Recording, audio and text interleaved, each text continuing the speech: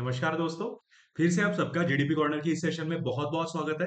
दोस्तों, आज मैं आपके लिए गुड न्यूज लेके आया हूँ। एक डिप्यूटी मैनेजर, अगर आपका बनने का सपना होना था, डिप्यूटी मैनेजर रिक्रूटमेंट आपके लिए आई है। 2026 की नोटिफिकेशन आउट हो चुकी है और जो नोटिफिकेशन है एनएचआई डीसीएल रिलेटेड। ठीक है, तो एक्चुअली ये क्या है, पोस्ट को अप्लाई कैसे करना है, कितने पोस्ट है, एलिजिबिलिटी क्राइटेरिया क्या रहेगी, ये जानने के लिए वीडियो के अंत तक बने रहिएगा। ओके। शुरू करते हैं आज की इंफॉर्मेशन। तो national highway and infrastructure development, जिसे NHIDACAL कहा जाता है, उसके रिलेटेड एक इंफॉर्मेशन जो है निकल चुकी है, नोटिफिकेशन जो है आउट हो चुकी है। नोटिफिकेशन एक्चुअली अभी अभी जो है निकली है, इसके लिए सारी इंफॉर्मेशन हम देख लेते हैं। तो इसमें जो पोस्ट है, वो पोस्ट का नाम है डिप्यूटी मैनेजर। ठीक है, टेक्निकल कैडर E2 ग्रेड में डिप्यूटी मैनेजर की पोस्ट जो है वो निकली है, और डिपार्टमेंट है ministry of road transport and highway, government of India की तरफ से। टोटल वैकेंसी जो है वो निकली है 85। ठीक है, जिसमें 2 जो है वो PH पोस्ट जो है ऐड जो है कर दी गई है। ठीक है, उसके बाद पे स्केल जो है इसका रहेगा 50,000 से लेके 1,60,000 तक, इसलिए काफी अच्छा पे स्केल आपको मिल सकता है। ओके। एप्लीकेशन का मोड ये पूरी तरह ऑनलाइन है। आप डायरेक्ट NHIDCL की रिक्रूटमेंट पोर्टल पे जाके भी इसका फॉर्म जो है भर सकते हो। फॉर्म भरने की पूरा एक वीडियो जो है मैं बना दूंगा, उसकी फिक्र मत कीजिएगा। ओके।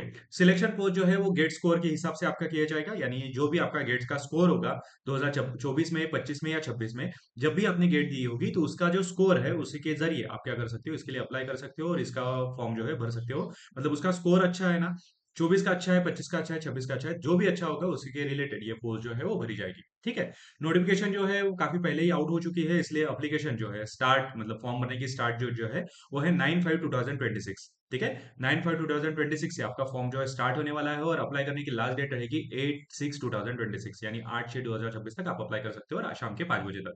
ठीक है। एज कैलकुलेशन आपका 8/6 के हिसाब से ही होगा, और इसके लिए कोई भी एग्जाम नहीं रहने वाली, सीधा ही एक एग्जाम जो है उसे कंसिडर किया जाएगा, और वो होगी गेट की एग्जाम। अभी तक नहीं दी तो दे दीजिए।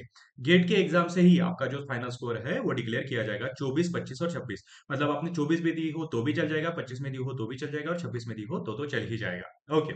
उसके बाद वैकेंसी डिस्ट्रीब्यूशन कैसे होगा, तो कैटेगरी वाइज वैकेंसी को डिक्लेयर किया गया है। ओपन कैटेगरी में 36 वैकेंसी है, SC में 13 है, ST में 6 वैकेंसी है, OBC में 22 वैकेंसी है, EWS में 8 वैकेंसी है, और ऐसे टोटल 85 वैकेंसीज के लिए आप अप्लाई जो है वो कर सकते हो। ठीक है। उसके बाद रिवाइज पोस्ट अगर आप देखते हो, तो उसके लिए एक बता देता हूँ कि जो जिन्हें सुनाई कम देता है या जो डीफ है, उनके लिए एक पोस्ट रखी गई है। और लोकोमेटर डिसेबिलिटी अगर आपकी हो, तो उसके लिए भी एक पोस्ट रखी गई है। जैसे मैंने पहले बताया था, PH के लिए 2 पोस्ट जो है रखी गई है। तो ये है रिजर्व पोस्ट। ठीक है, तो ये एक एक पोस्ट जो है रखी गई है। ठीक है, आप इस कैटेगरी में आते हो तो भी आप फॉर्म जो है भर सकते हो।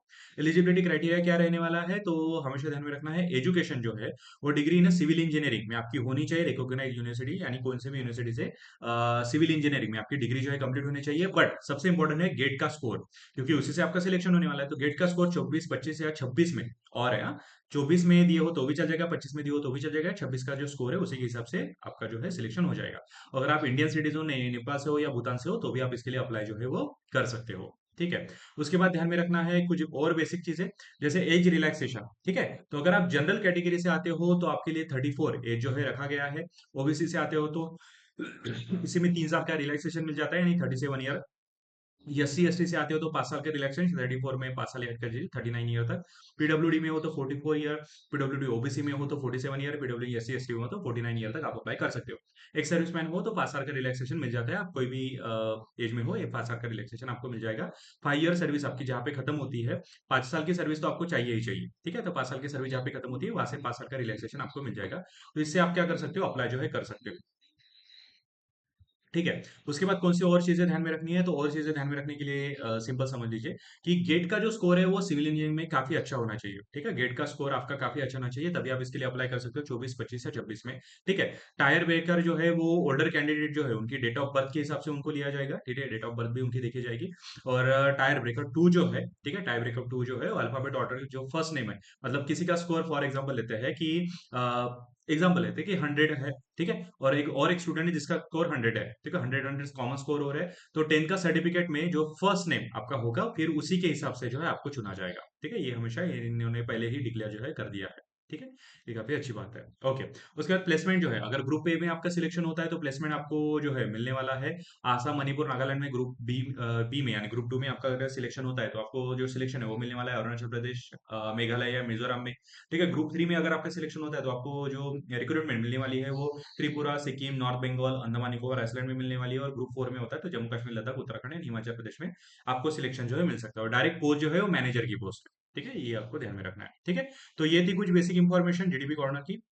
ठीक है, तो ये पोस्ट शायद ही आपके लिए काफी फायदेमंद हो सकती है। सिर्फ दो ही क्राइटेरिया ध्यान में रखना है कि आपने गेट जो है पास होनी चाहिए और आपका जो है ग्रेजुएशन सिविल इंजीनियरिंग में होना चाहिए, तभी आप इसके लिए अप्लाई जो है कर सकते हो। इंजीनियरिंग में होना चाहिए और गेट पास होनी चाहिए। ठीक है, तो आप इसके लिए अप्लाई कर सकते हो। मेरा ये ख्याल रहेगा कि फॉर्म भर दीजिए, फीस का कुछ टेंशन नहीं है, फॉर्म भर दीजिए। 85 पोस्ट है और डिप्टी मैनेजर की काफी अच्छी पोस्ट है अगर गेट निकली हो तो। ठीक है, ओके।